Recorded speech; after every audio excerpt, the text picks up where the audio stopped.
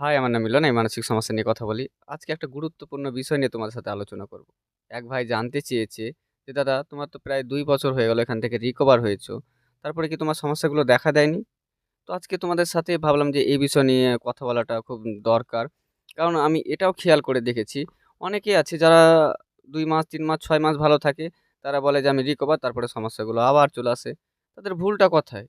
আর আমি কিভাবে চলি যে যার কারণে এই সমস্যাগুলো আমাকে ধরো অ্যাটাক করতে পারে না?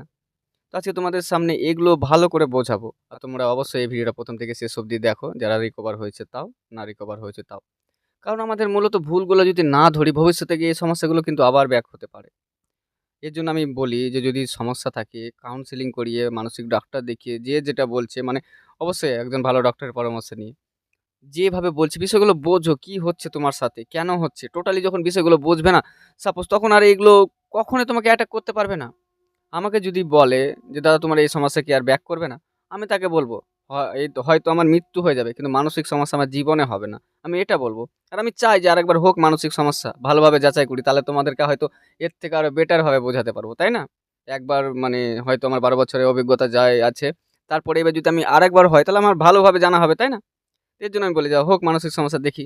কিন্তু পেরে উঠবে না। আমি এটুকু নিজের সাথে মানে নিজেকে শক্ত করে তুলেছি। হয়তো আমার মৃত্যু হয়ে যাবে তা ভালো। কিন্তু মানসিক সমস্যা জীবনে হবে না। তো শুরু করি যে ধরো মানুষের কিছু ভুলগুলো যেগুলো তারা কন্টিনিউ করে আসছে ৬-৭ মাস পরে, ১ বছর পরে কি করছে যার কারণে ধরো তারা এখান থেকে রিকভার হতে পারছে না।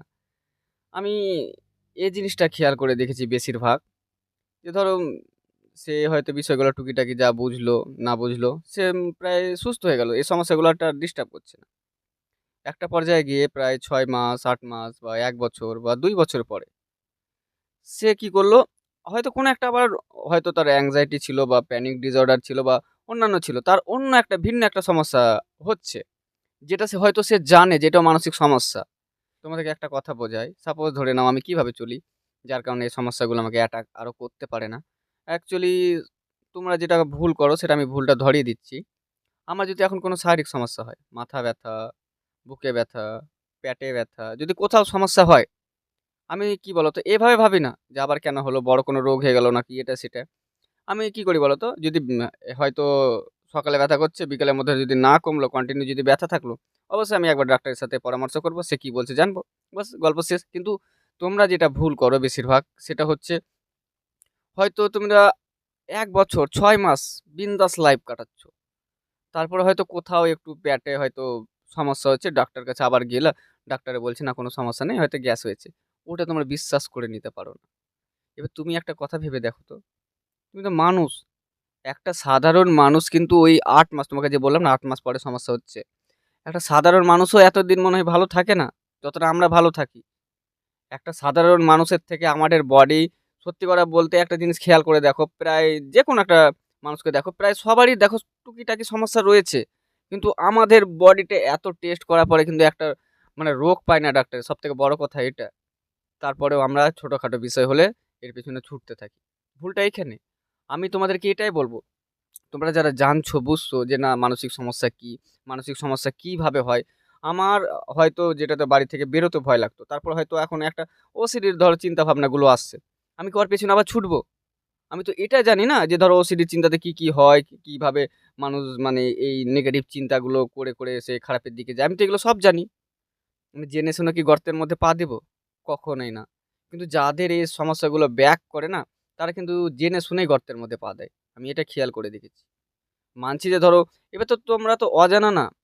আজকার দিনে YouTube, Google সব জায়গাতে এমন ধরো মানুষ মানে এই সমস্যা চলাকালীন এত খোঁজ করে যে তাদের anxiety থেকে শুরু করে bipolar, schizophrenia A to Z সব জেনে নেয় যে কোনটাতে কি সমস্যা হয়।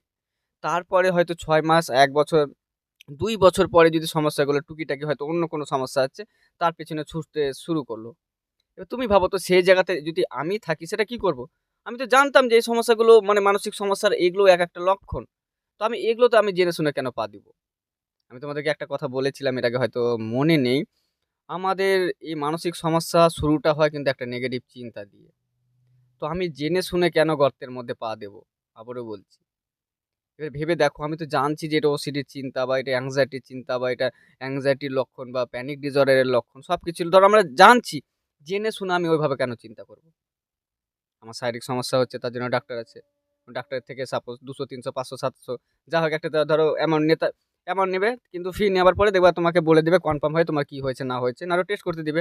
এখানে তো গল্প শেষ। কিন্তু এই ভেবে আমি মানসিক সমস্যাতে জড়াবো কেন? আমি এভাবে চলি। উপরওয়ালা আমাকে যতদিন আয়ু দিয়েছে তার থেকে তো আমি বেশি দিন বাঁচতে পারব না। তারপরে হ্যাঁ, অবশ্যই। এবার অনেকে বলে যে, "দাদা তোমার কি কোনো এই শারীরিক যে সমস্যাগুলো হয় মানসিক সমস্যাতে তোমার কি হয় না?" দেখো তোমাদের শারীরিক সমস্যাগুলোকে যেগুলো সব মানসিক সমস্যার দোষ দিচ্ছ না, আমি কিন্তু দিই না। আমার যে এমনটা না যে আমার শারীরিক সমস্যা হয় না। হয়, সবকিছুই হয়। গলায় ব্যথা, মাথা ব্যথা, হয়তো পেট খারাপ, সবকিছুই হয়। কিন্তু ওইভাবে না। এবার হয়তো আমি উল্টাপাল্টা খাবার খেলাম, তখন হয়তো পেট খারাপ হলো।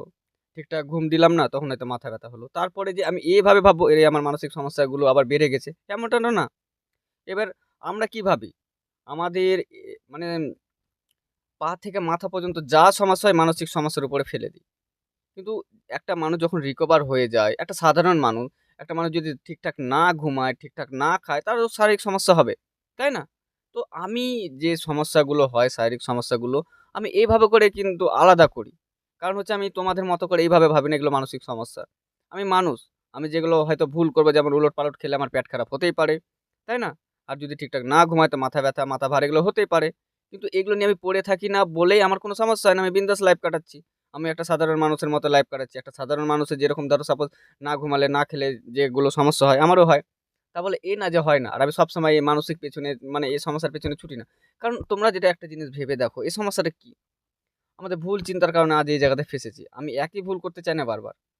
আমি সত্যি চ্যালেঞ্জ করি মানসিক সমস্যাকে যে আরেকবার হোক, আমি এটাকে আরো ভালোভাবে যাচাই করতে চাই। কিন্তু হয় না। অনেকে আছে যারা মানে মানে এমনই মেসেজ করে বলার মতো না। যে আমি তো ৬ মাস ভালো ছিলাম, ২ মাস ভালো ছিলাম। আমি তো সুস্থ হয়ে গেছিলাম। তারপরে কেন আমার মানে এই সমস্যাগুলো হচ্ছে? তো তাদের উদ্দেশ্যে আমি একটা কথা বলব। আমার জ্ঞানে এগুলোকে সুস্থ বলে না। সুস্থ হলে এই সমস্যা তোমার হবে না। কারণ একটা মানুষ যদি সব বিষয়গুলো বোঝে যায়, কোনটা ভালো, কোনটা খারাপ, তারপরে তার সমস্যা কিভাবে হয়? আমি তো জানতে পারছি মানে একটা সাধারণ মানুষের থেকে তো ধরো সাপোজ আমাদের মাইন্ড অনেক স্ট্রং হয়ে যায়। অনেক। এবার আমি তো জানতে পারছি, সাপোজ ধরে নাও একটা কথার কথা।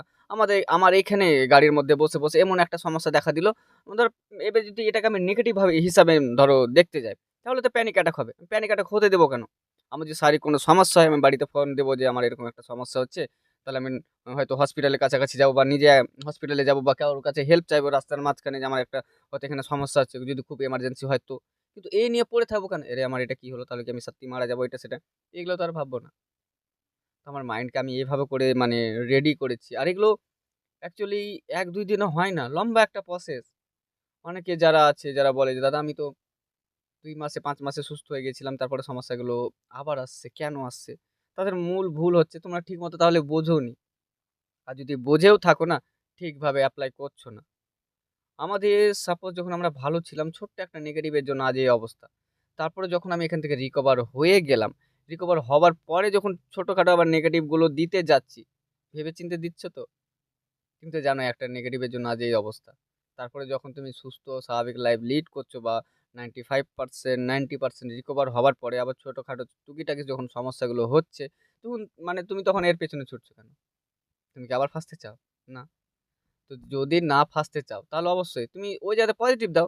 দেখো সাপোজ আমার হয়তো প্যানিক ডিসঅর্ডার এর সমস্যা রয়েছে। তারপরে হয়তো আমার ওসিডি মানে যে লক্ষণগুলো সেগুলো হয়তো দেখা দিচ্ছে বা ওসিডির যে চিন্তাগুলো আছে যেসব চিন্তাগুলো সেগুলো তো আমার মাথার মধ্যে মানে আসছে। তখন আমি কি ভাববো? এর এই চিন্তা আসছে কেন? ওই চিন্তা আসছে কেন? এই খারাপ চিন্তা আসছে কেন? এটা ভাববো? মানছি ধরো আমি একটা জিনিস মানে বুঝে নাও। ধরো প্যানিক ডিসঅর্ডার এর রোগী আমি ছিলাম। ঠিক আছে? এখন আমার ওসিডির যেসব চিন্তাভাবনাগুলো সেগুলো আসছে। তাহলে তো আমরা তো জানি ওসিডির মধ্যে কি হয়, মানে মানসিক সমস্যা তার মানে অনেক রকমের সমস্যাগুলো তো আমরা জানি। এবার ওসিডির চিন্তাগুলো যদি এমনভাবে আসে, এরে আমার খারাপ চিন্তা আসছে কেনে, নোংরা চিন্তা আসছে। এভাবে করে কি আমি ভাববো? আমি তো এভাবে ভাববো না। আমি তো তখন নিজেকে এটাই বলবো, ও এসব চিন্তাগুলো আসছে আমি তো বুঝতে পারছি ওসিডিতে যারা থাকে বা এগুলো ওসিডির চিন্তা যেগুলো আমার মাথার মধ্যে আসছে এখন। তো আমি এভাবে নিজেকে পজিটিভ দিব। তো আমি তো এটাও জানি নিজেকে এটাও বলবো, আমি তো জানি ওসিডিতে যারা থাকে তাদের এসব চিন্তাগুলো আসে।